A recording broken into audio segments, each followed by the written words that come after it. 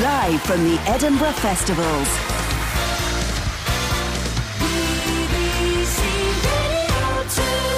Hello and welcome. It's a special live Edinburgh Confessions podcast, an audio array of terrible tales from some very sinful people performing at the Edinburgh Festival. That's the Edinburgh Festival. We're getting there. They're all seeking forgiveness from the Caring Collective, Brother Matthew, Sister Rebecca, and Six Music Breakfast Show host Sean Keaveney, who I can tell you reliably is asleep in the green room backstage. It's tough. This week's Concise Collection features a weird wardrobe wobble, a horrid headphone headache, a twin twist tryst, and a shoe-slinging strop. Who will you forgive? It's time for our first celebrity confession of the week. And let me tell you that Brother Matt and Sister Rebecca are ready to pronounce, and also Brother Sean Keaveney making a guest appearance on our Good collective. evening. Thank you. This time last year, Sean was confessing his sins, and he's had such a good year. He's progressed, never mind the audience figures, never mind the success of his Six Music show. Thank you. He's now progressed to be part of the Radio 2 collective for the Confessions. I have, yes. Thank you very much indeed for receiving me back into the fellowship. Are you a figure of moral responsibility? I feel morally superior. Right, fair enough. Ladies and gentlemen, would you welcome to our stage here the one and only Greg Proops, who's live here in Edinburgh. He has a show, The Smartest Man in the World. It's on in Edinburgh. Greg, it's very nice to see you. How are you, sir? I'm real well, Father Simon. How are you? We're very good. How is your Edinburgh so far? That's fantastic. We're doing Whose Line Is It Anyway over at the, whatever it's called, the Underbelly. Yeah. And it's been great. And we're doing it tonight and tomorrow with Josie, Phil Jupitus, and Clive, the bald guy, and Stephen Frost. And then I got the podcast tomorrow at the Gilded Balloon. Okay, so It's great to be back in Scottish land again. I've missed fried food. And well done, you finished the tram. Hooray! Okay, now the music is playing, and we've invited you, Greg, because I understand there is something that you'd like to ask forgiveness for. So here's our first confession of the week. Greg Proops, take it away. I've been laboring under this for ages and ages, Father Simon, and I felt that there was no better place to confess this than on Radio 2. Forgive me, Father Simon, for I have sinned. Though I'm seriously doubtful as to your authority in spiritual matters, I'm willing to confess to you as I am on shaky terms with the Almighty. She and I haven't seen eye to eye for a while. I've never confessed other than to a bartender, so if I'm tentative at first, I ask for forgiveness in this area as well. When I was at college, I majored in chasing chicks and avoiding homework, but that is not what I ask forgiveness for. I believe that's normal behavior for a man or man-child of 20 years. I shared a dormitory room with my childhood friend, Forrest. I'm from California. We're named Forrest there. Hardly any Anguses. We had matriculated through school together, although we didn't emulate the older boys, and high school. And we'd acted up in class, and I spent a good deal of time sitting outside considering my behavior for what I felt were hilarious and evocative impressions of my teachers. This, too, is not what I asked forgiveness for. We'd moved from our small white suburb of San Carlos to San Francisco to attend San Francisco State University. And we were living on the 14th floor of Verducci Hall, where we spent most of our time throwing things out our window at the early morning tennis players below us. Yet even these acts I do not wish to atone for. We often came home late, being social and full of high spirits, and on separate missions. I had stolen a stop sign at some point, and while living in San Carlos, and had brought it with us to our dorm room where it lived in the corner. When one of us would get home before the other, we'd slide the stop sign under the other's bed covers, knowing that we always backflopped onto the bed, creating a hilarious situation where you would land on a hidden sheet of metal. Right. Thus risking injury while almost certainly inebriated, at the least overly refreshed. This game quickly became predictable, and wishing to up the stakes when I would hear Forrest drunkenly fumbling with his keys, I would take off all my clothes, get in his small wardrobe, and hold the stop sign. He would fling open the closet door to find his best friend and roommate naked, save for the stop sign in front of him.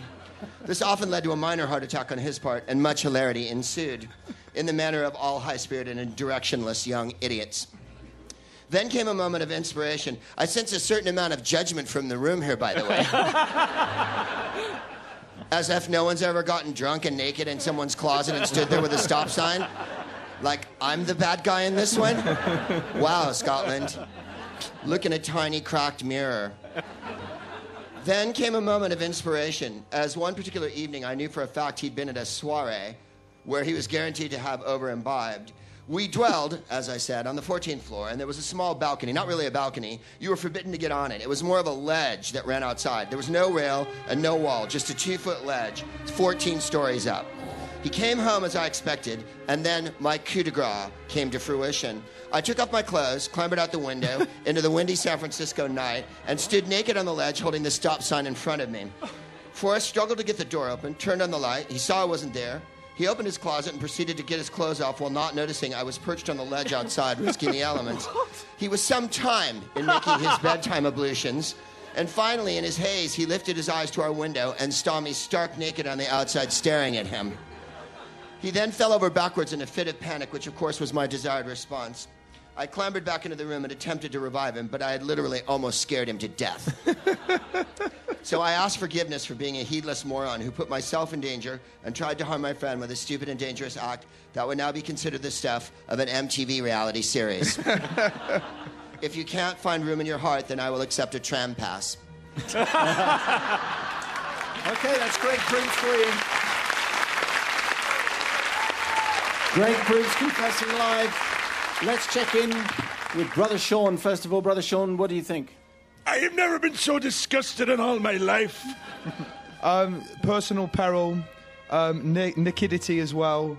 I think that nakedity? Absolute nakedity and personal peril, I think a wonderful combination. Hijinks at college, I think it's totally necessary for people to act like this at university and college. And I think not only should you be forgiven, but you should actually not be castigated, but carried shoulder high from this venue and to the nearest pub where we get you drunk again and you can do it all over again, Greg. That is my view. Not only are you forgiven, awesome you should be celebrated. Sister Rebecca, what do you make of it? Sean, I'm afraid I couldn't agree with you less, actually. The thing about students that I always hated was the stealing of stop signs and also the japes where you try and hurt your roommates by getting them to break their backs, etc., by falling backwards on the bed. The only redeeming feature is the fact that you risked your life to make your roommate collapse. And so I'm going to forgive you for that only, because it was actually brave. Were you inebriated? Was I what? Were you inebriated or sober at the time? Was I inebriated? Yeah. Yeah. You were. So maybe not that brave, Yeah. but I'm still going to forgive because you did risk your life. But I don't approve of the stealing of stop signs and that kind of thing. Brother Matthew. Let he who has never come home drunk with a stop sign or an estate agent sign, and put it into the partner's bed. Let it cast the first stone, because we've all done it. We've all been there. No, we what I haven't. can't understand here, how big is this wardrobe that you're fitting in it and you're getting a stop It sign? was a stand-up Massive wardrobe like that. This You could open the massive. door. When I was at university, it was a cupboard. That was you never get anyone in that. So I am going to forgive, because your friend sounds like he's got far too big a wardrobe. So I'm forgiving you because of your friend's fancy big wardrobe. Because of the size of the wardrobe. Yes, That's how you're deciding this totally thing. logical. I think you'll find. Okay, so we have a variety of opinions here, so it's kind of down to you. I mean, we'll get the people's verdict as normal via text and email. Thank you very much indeed. But as far as the Edinburgh crowd are concerned, do you forgive Greg Proops? Yes or no? Yes! Greg, consider yourself forgiven. Thank you, darlings.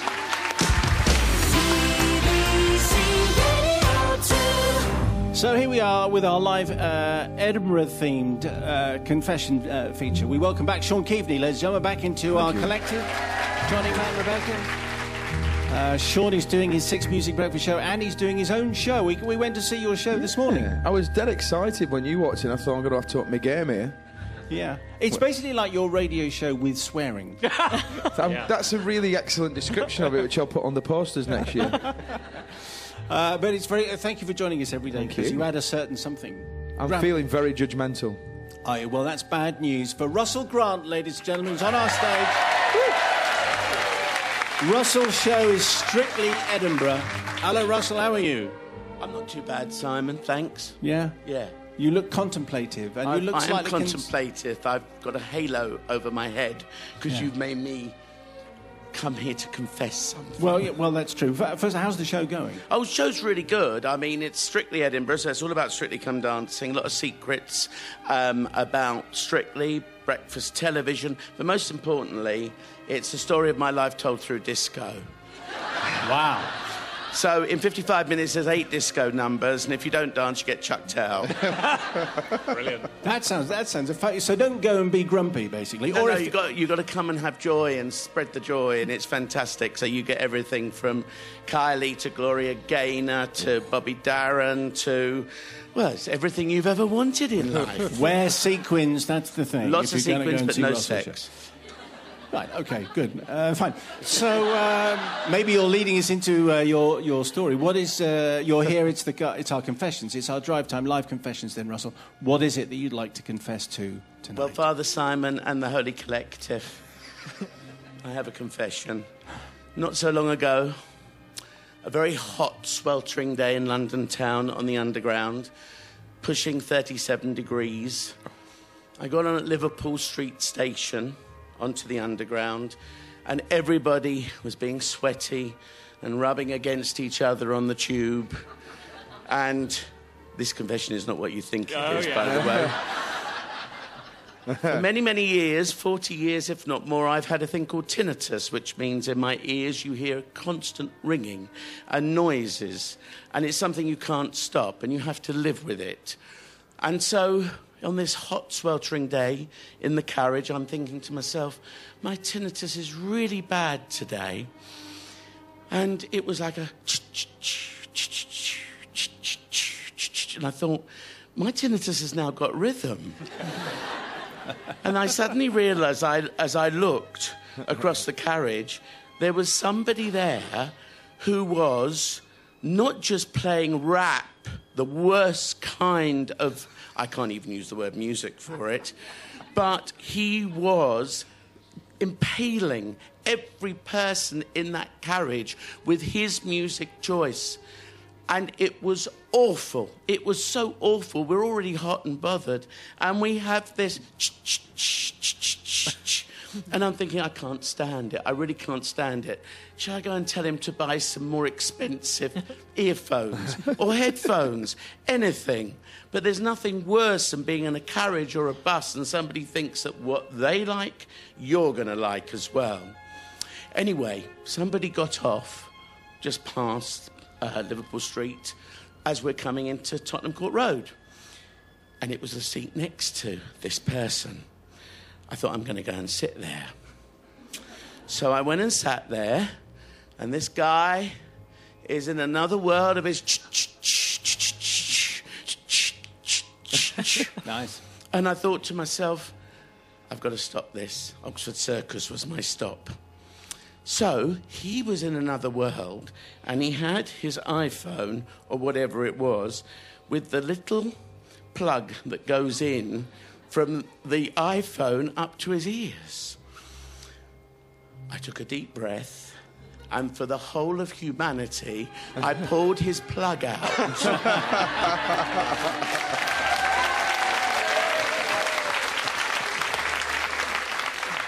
And I ran towards opening carriages at Oxford Circus to see this guy looking everywhere for why had this awful racket stopped. He got up, looked at his seat, looked round. The one thing he didn't do was to see that he was unplugged from the instrument to his ears. And all I could do was just turn round and say to him, next time, play Dusty in Memphis. Very good, very, very good. So, yeah. Very good, Russell. So, Father Simon Yes, and the Russell. Holy Collective, my confession is this. I confess that I wished I pulled the plug on him earlier at bank. All right. Should have been Dusty in Memphis. Inconsiderate people on the tube. Let's see what our collective make of that. Sean Keaveney's going first. Well, you know, if everybody was annoyed by a man's annoying noise and music choices, nobody would listen to my breakfast show on 6 News. That's what concerns me about this. but it's obvious from the reaction from the crowd, which was visceral, that you did something, as you say, for the good of humanity. It's absolutely fine to listen to whatever music you like, but inflicting it upon others, like I do every morning between 7 and 10, is unforgivable. And I've got a deep self-hate for that myself. And so, but I do forgive you. If the issue is you're upset that you didn't do it earlier, I forgive you, because obviously you had a lot of courage to pluck up, and you threw yourself on the grenade for everybody there, and at least you did it eventually. In my view, you are absolved. Sister Rebecca, what do you say? Yeah. We've definitely all been there, and I just can't stand the tinny noise that you hear. And for someone who suffers tinnitus, it must be even worse. Is that right? I think you feel ashamed that you didn't do it earlier, but there wasn't a seat available earlier, so you would have had to kind of push past people and made a big play of pulling the plug out. And I think for your, the line for the whole of humanity, I pulled his plug out. For that alone, you're forgiven 10 times. Thank you. We're all obviously going to forgive here, because we've all been in that, either a tube carriage or on a bus, and someone's playing that music. My mate has got a very good way of dealing with this, which is go up to them, sit next to them and go, "Oh, I love this one," and start singing along with them and see how quickly they get up and go. We're definitely going to forgive you, because we'd all love to do the same. Russell, I think you can consider yourself forgiven. This is BBC Radio 2 from the Big Blue Tent here in Potter Road at the Edinburgh Festival. Into our collective, Matt and Rebecca, of course, and Sean Keaveney's back, yes, from Six Music. Oh, yeah. What time's your show on again? 11:50 a.m. in Pleasance Courtyard. How's that going? It's going... I mean, the queues are right. It's actually having to put cordons out on the streets now. It's getting a bit dangerous. So what time should I actually get there if I want to come again tomorrow? About midnight, I would say. OK, all right. So Sean's going to sit in judgment. He confessed last year. He's progressed to the collective. Would you welcome, please, Shappy Khorsandi, who's up for a confession now. Her show is called Because I'm Shappy. Hello, Shappy. Hello there. How are you? I'm very well, thank you. I'm very nervous about confessing. Have you ever confessed in front of a live audience before? I haven't, but I was blessed by a priest last night at 3:30 in the morning. Does this form the basis of your story, or is that just something else that happened on your way back to your hotel? Something that happened in a bar when he said he was a priest. OK. OK, well, we're going to move on then. We've had enough of our fair share of controversy. Anyway, Shappy, it's very good to have you on the show. Take it away. Shappy Khorsandi has this confession for us. Being 16 in 1989 was tough. For one thing, hair straighteners were more than a decade away, so every day was a battle not to look like Captain Caveman. Fashion had no idea what it was doing, and I seem to remember wearing a lot of different coloured neon and tennis bands, even though I don't think I'd ever picked up a tennis racket. My Middle Eastern mother was very strict about my going out at night. I wasn't allowed to have sleepovers at friends' houses because, as my mother says, I have heard girls your age get pregnant at these sleepovers. My mother clearly didn't know any of my friends very well. One girl at 16 still thought that if you had sex for 10 minutes or more, you got twins. I hung out with a group of friends at school, not because we had much in common or had great laugh together, but because we were a band of misfits in a big, rough London comprehensive who knew there was relative safety in numbers. At 16, even in a mixed school, I had no idea how to talk to boys. If I fancied a boy, I was still of the mind that if I kicked him and ran away, he might like me back. I'll be honest, not much has changed. One day, myself and another dweeb in the group decided enough was enough. Julie Summer, not her real name is Jenny Thomas. Oh dear. Decided we would go out clubbing. Hammersmith Palais, oh yes, was the place to go back then, and it was relatively local to us. My father was more understanding than my mother about my need to party and arranged to pick us up at 11 p.m. 11 p.m. This was like being a teenager in the movies. Jenny bought drinks. Malibu and Coke was my tipple back then. We sipped our drink. We only had money for one. And we danced. A guy, an actual bloke, started dancing near us. He was about 17 or 18, and I couldn't help noticing he was dancing near me mostly and not Jenny. I remembered what my mum had said about girls my age getting pregnant, so I moved away. He was tenacious. What's your name? I didn't know what to say, so I said, Shappy. That seemed to be the right answer. He asked me if I wanted a drink. Jenny held up our empty glass with a pleading look on her face. Yes, please, I told him, and went with him to the bar. He told us his name was Roberto and he was half Greek. He bought us a drink, but the situation was making me panic. What would I have to do in return for the drink? I wasn't ready for a baby. His friend appeared and whisked Jenny away for a dance, so I was left with Roberto. He stroked my hair and told me it was beautiful. All I could see was my mother's disapproving looks. Here I was, a teenage girl at a bar, drinking Malibu and Coke, talking to a boy. A harlot. Roberto was leaning forward towards me as he talked. He was stroking my arm. I needed to get away from him. He shaved the bit in the middle where his eyebrows joined.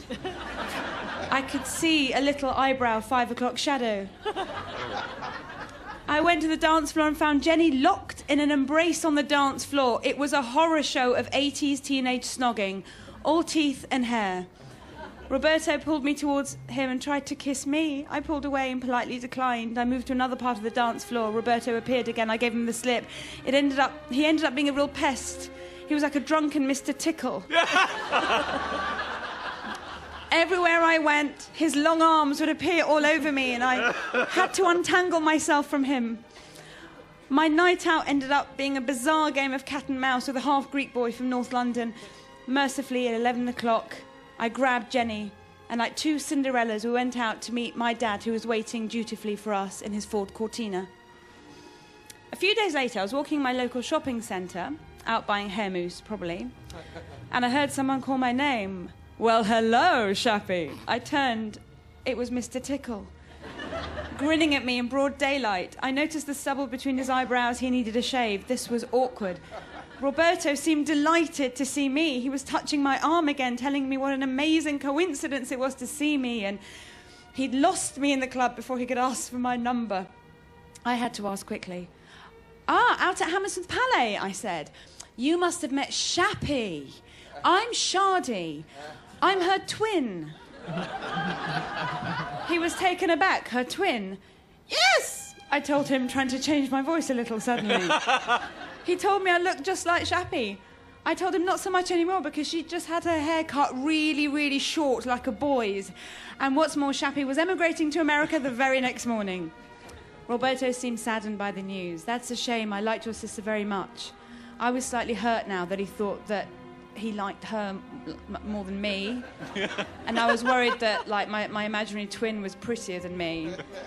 So I said goodbye to Roberto with promises that I would send his regards to Shappy and wish her well for her adventures in America. And that is a sorrowful tale. Stay by the microphone there, Shappy. Shappy Corsandi doing a little confession for us. Let's see what the verdict is. We go to the moral authority, which is Sean Keaveney, first of all. Sean, what do you say? You misled this poor young gentleman with your lies. And he deserved it, quite frankly. So much empathy with you, especially with the 80s hair. I actually had a back perm in 1986, so I was constantly shopping for mousse. I don't mean my back hair, I mean at the back of my head. And what a lovely, ingenious little idea that was to turn on a sixpence. It's almost filmic and comedic that you pretended that you had a twin sister, and sad and typical of a stand-up comedian that you have so little self-esteem at this point that you start to worry that your imaginary twin sister is more attractive than you, which is also the kind of thing that I would do. So my heart goes out to you, your 16-year-old self, and you are indeed absolved, I think. That's wonderful. Thank you. Heart of gold, Sean Keaveney. Sister Rebecca, what do you make of that? Yeah, I loved that story about you feeling competitive with your made-up sister. Extraordinary. I also love the idea of Mr. Tickle. You just, oh God, you summed up those kinds of guys perfectly. But I think, really, you should never trust a man with stubble between his eyebrows. I think the minute you notice that, you should have just steered clear of Roberto. But I think, as Sean said, your story was fabulous, and you were thinking on your feet. And he wasn't hurt because he thought that the real Shappy had gone away. So you're completely forgiven. Brother Matthew, what do you say? He loved the chase, did Roberto, didn't he? He couldn't get enough of that. I love the fact that you say, not only has she had a haircut, she's left the country. She's gone. So she said, I'm going to change my hair and I'm going to live in a different country. Well done, her. Yeah, definitely forgiven. Well done. The people's verdict is you, 882921. Do you forgive Shappy Corsandi, yes or no? I've written down Pleasure Dome here, but I really meant Pleasance Dome, which is where your show is. Do you forgive Shappy or not here in the crowd? Yes! Shappy, I think it's looking pretty good so far. Shappy Corsandi, ladies and gentlemen. Thank you.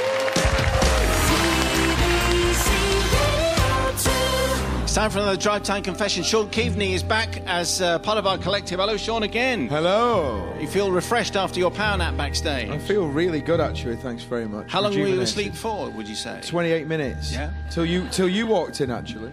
I know, I'm sorry about that.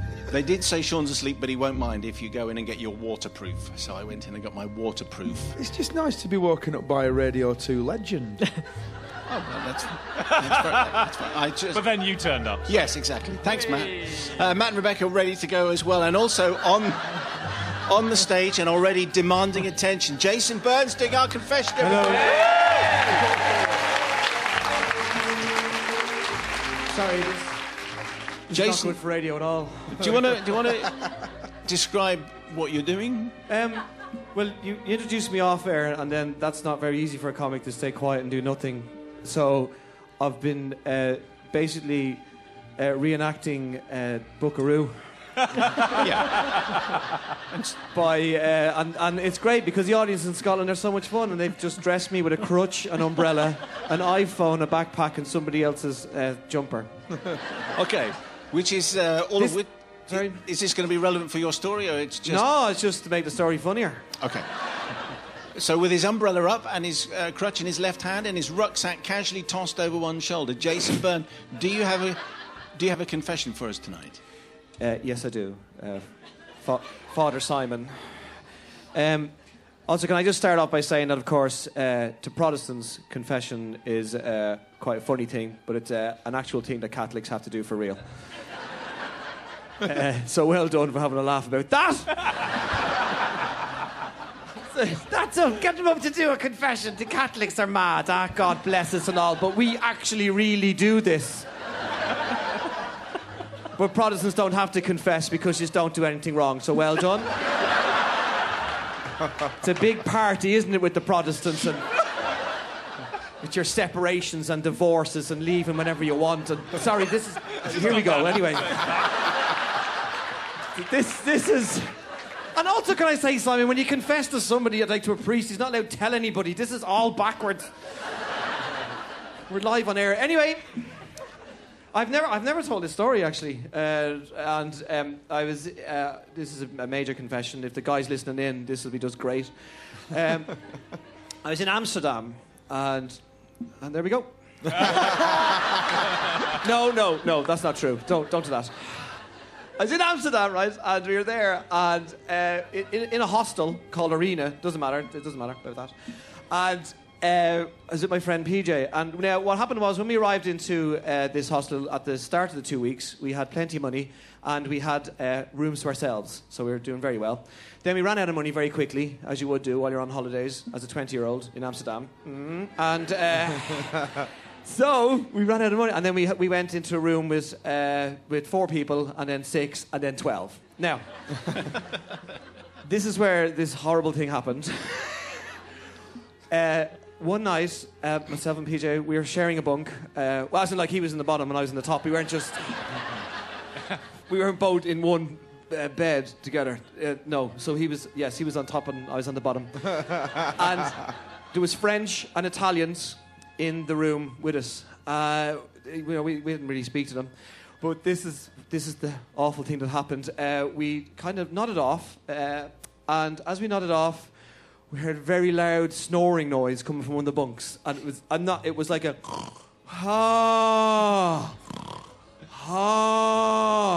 that kind of snoring, shouting snoring, that the type of thing that women hate, and they can't, where you want to actually kill your husband, that kind of thing. So we were wide awake, right? And I was going, oh my God, I can't sleep, PJ. And he was going, I know, it's that Italian bloke at the bottom there, right? And I went, is it definitely him? And he goes, yes, it is him. So Oh. So I was in the top bunk and I picked up my boot. Oh, no. And I threw it as hard as I could at his head. And he jumped up, no joke, jumped up and went, oh my God, what is happening? What is happening? And as he was sitting up, the poor fella just got, what is happening? What is happening? Oh my God, who did that? Who did that? And myself and PJ just faced the wall, just shaking in the bed, laughing.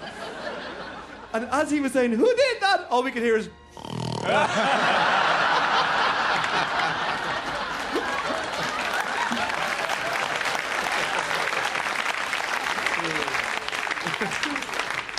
So if that Italian man is listening in...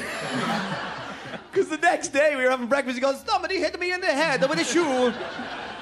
I don't know what happened. We're going, yeah, man, it's terrible, terrible.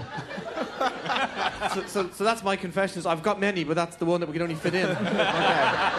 All right, it's Jason Byrne's confession. Very good, Jason. Thank you very much indeed. Let's see what people make of this. Sean Keaveney. Oh, that's awful, isn't it? I mean, that's common assault, I think, isn't it? Really, essentially, das boot in the face. Yeah. But those situations are extremely high pressure, aren't they? It has to be said. And I've been in many situations where I've been sleeping with many people at once. I'm talking, of course, about in a hostel. Yeah. And case of mistaken identity, a heavy boot. It's easily done. It could happen to anybody. I'm feeling particularly forgiving, considering I've just had 28 minutes extra sleep. Sister Rebecca, what do you say to Jason? I agree there's nothing worse when you're trying to sleep and someone's keeping you awake. I mean, you'll do the maddest of things. But I think throwing a boot at the guy's head was a bit extreme. And you could have actually got the guy who was actually snoring just by shouting really loudly. And everyone would have woken up. But, having said that, there's nothing worse than shouty snoring. And so you suggest I could have just went... Hello? Yes, exactly. Everybody awake. Who's snoring? Exactly that. Or you should have just gone, stop snoring. And everyone would have gone, ugh, yeah, but you know when someone's in a deep sleep, they won't wake. They do if you shout loudly enough. They definitely wake up if you throw a boot at them. Yeah, that's true. Anyway, I think I'm with you with the whole shouty snoring thing, so I'm going to forgive you. Brother Matthew. I think the best thing about this is this Italian guy, when he wakes up, decides, I'm going to say this in comedy Italian accent. Yeah. I'm not going to say it in Italian. I'm just keep talking like Super Mario. Bruno Taglioli. Yeah. He was waking me up. He was actually dressed like that. Was he? And then you want to see the way he walked. He just jumped over blocks. So, yeah, for that, I'm going to forgive because of the Italian who thinks he speaks like that all the time. Yeah, he's a nightmare. Audience, do you forgive Jason, yes or no? Jason, consider yourself forgiven, and thank you very much indeed, and thank you for allowing us to hear that story, maybe for the first time. Thank you, Father Simon, and I'm sorry to the Italian man. Well, they were this week's confessions. If you have a... Let's just act a bit, shall we? Did you enjoy those confessions? Yeah. Which was your favourite? Yeah, that's right. If it's prompted a thought of your own, send it please to confessions@bbc.co.uk. More in a week's time. Don't forget a bumper Edinburgh edition of the Weekly Mail podcast available to download now. Thank you very much. How did I do?